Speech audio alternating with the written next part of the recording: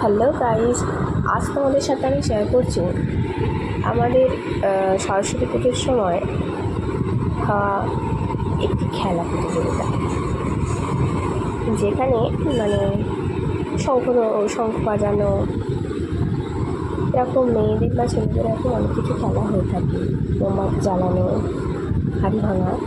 তেমনই এটা সবার শেষে কচিকাচাদের ডিমান্ড ছিল যে তার একটা দড়ি টানাটানি খেলা করবে। তো যথারীতি আটটা করে দু দলের টিম হয় এবং খেলাও চলতে থাকে।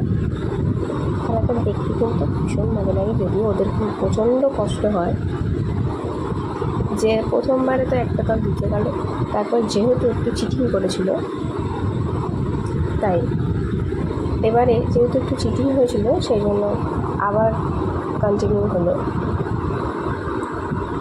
তো লাস্ট বার যে জিতবে সেই। আমরা তো ভীষণভাবে উপভোগ করছিলাম। ওদের রীতিমতো দড়ি টানাটাই সব, ছোটো বাচ্চারা সব যা হয় আর কি।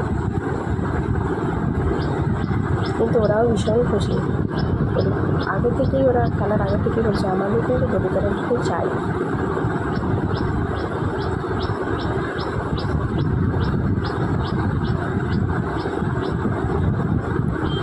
তো যদি এটা ভালো লেগে থাকে তো লাইক, শেয়ার, সাবস্ক্রাইব অবশ্যই করে দেবেন।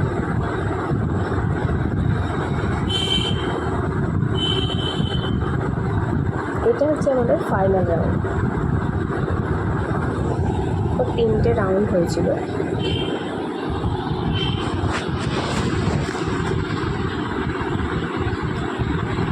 এই রাউন্ডটাই যে জিতবে তারাই উইনার। অনেকটা রাত হয়ে গিয়েছিল, যে কারণে মানুষজনের সংখ্যা কমে গেছিল।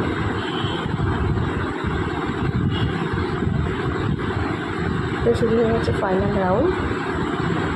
দেখতেই পাচ্ছ জিতে গেল, প্রচণ্ড খুশি।